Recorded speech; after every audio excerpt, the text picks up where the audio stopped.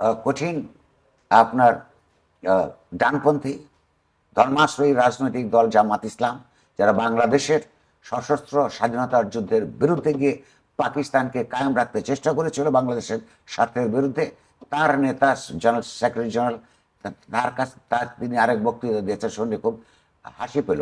কারণ মানুষ যত ইতিহাস চর্চা যে দেশে কম এবং স্মৃতিশক্তি যখন দুর্বল হয়ে পড়ে, তাদেরকে নানানভাবে বিভ্রান্ত করবার জন্যে অসত্য নানান বয়ান আবার চালু রাখে চালাক রাজনীতিকরা। চালাকি কোনো কাজের কথা নয়।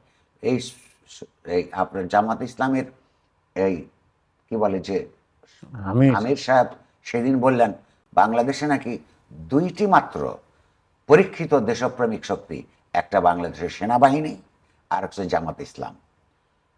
বাংলাদেশের জামাত ইসলাম দেশপ্রেমিক সেনাবাহিনী, আপনার কি মনে পড়ে আপনি একজন মুক্তিযোদ্ধা ছিলেন?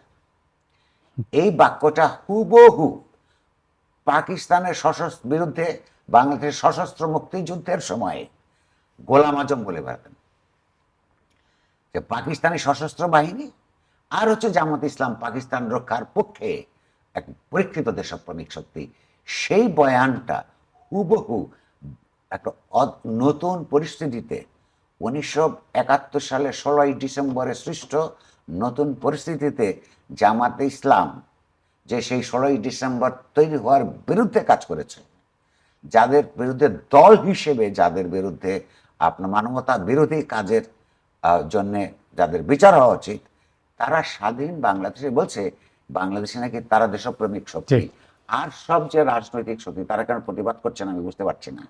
আর যারা রাজনৈতিক শক্তি আছে, যারা এই দেশের গণতন্ত্রের জন্য লড়াই করেছে, যারা এই দেশের এক স্বাধীনতা যুদ্ধের জনস্বার্থপরায়ণ স্পিরিট বাস্তবায়ন করবার জন্যে 53 বছর ধরে লড়াই করছে, তারা নয়। যারা যে স্বাধীনতা যুদ্ধের বিপক্ষে ছিল তারা নাকি পরীক্ষিত দেশপ্রেমিক শক্তি। এবং ইউনূস নিজে কিন্তু একদিন এই অর্থে মুক্তিযোদ্ধা, কারণ উনি যখন বিদেশে ছিলেন তখন কিন্তু আন্তর্জাতিক জনমত গঠন করবার ক্ষেত্রে যারা সবার আগে আপনার মুক্তিযুদ্ধের পক্ষে কাজ করা শুরু করেছিলেন ইউনূস কিন্তু তাদের একজন। তিনি নিজে কিভাবে এই সমস্ত লোকজনের সঙ্গে বৈঠক করেন কিংবা প্রতিবাদ করেন না, কিংবা তাদের রাজনীতি বিকাশের পথকে আপনার নিরুপদ্রব রাখেন, সেটা চিন্তা করে আমি যেমন একদিকে স্তম্ভিত হই, আরেকদিকে এই 2024-এর মহান শিক্ষার্থী গণঅভ্যুত্থানের যারা ছাত্র নেতৃত্ব, তারাই বা কি করে এই সমস্ত রাজনৈতিক দলের সঙ্গে সখ্যতা বোধ করেন বা ওই রকম ভাষায় ডানপন্থী ভাষায় কেউ কেউ কথা বলেন, এইটা দেখেও কিন্তু আমরা আশ্চর্য হই। এ কারণে যে তারা যথার্থই কিন্তু যে ন্যারেটিভটা তৈরি করবার চেষ্টা করছেন, যে 24 সালের ছাত্র গণঅভ্যুত্থানের মধ্য দিয়ে তারা কি করতে চান, অর্থাৎ 1971 সালে বাংলাদেশের মুক্তিযুদ্ধের যে গণচেতনা, সেটা যেহেতু এখনো পর্যন্ত বাস্তবায়িত হয় নাই, তারই একটা অংশ হিসেবে ধারাবাহিকতা হিসেবে 24-এ ওই আকাঙ্ক্ষা নিয়েই যে তারা নেতৃত্ব দিয়েছেন আন্দোলনের, তারা সেটা বাস্তবায়ন করতে চান।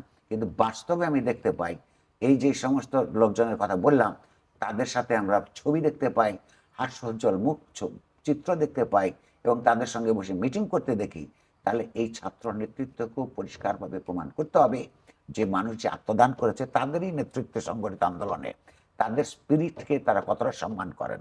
যদি সম্মান করেন তাহলে 71-এর পরাজিত এই জামাত ইসলামী এবং তাদের অফশুট যে সময় সংগঠন আছে এই দেশে চিৎকার করে কিভাবে বলে 16ই ডিসেম্বর তিনি বিজয় দিবস মানেন না, কিংবা জামাত ইসলাম আর বাংলাদেশ সেনাবাহিনী ছাড়া, বাংলাদেশ সেনাবাহিনীর সঙ্গে তো জামাত ইসলামের তুলনাই হতে পারে না। বাংলাদেশ সেনাবাহিনী মুক্তিযুদ্ধের ভেতর দিয়ে সংগঠিত গড়ে উঠেছে, যুদ্ধের রণাঙ্গনে বাংলাদেশের সেনাবাহিনী গড়ে উঠেছে, যেই সেনাবাহিনীর প্রতিটি সদস্যকে সেই দিন জামাত ইসলামী এবং তার যে দোসর পাকিস্তানি সশস্ত্র বাহিনী পেলে হত্যা করত, তার সঙ্গে নিজের তুলনা তাকে কিভাবে করে, এটা একটা বেয়াদবি, ঐতিহাসিক বেয়াদবি। এগুলির জবাবদিহিতা এই ছাত্র নেতৃত্বকে চাওয়া দরকার। অন্য একদিন আলোচনা করা যাবে।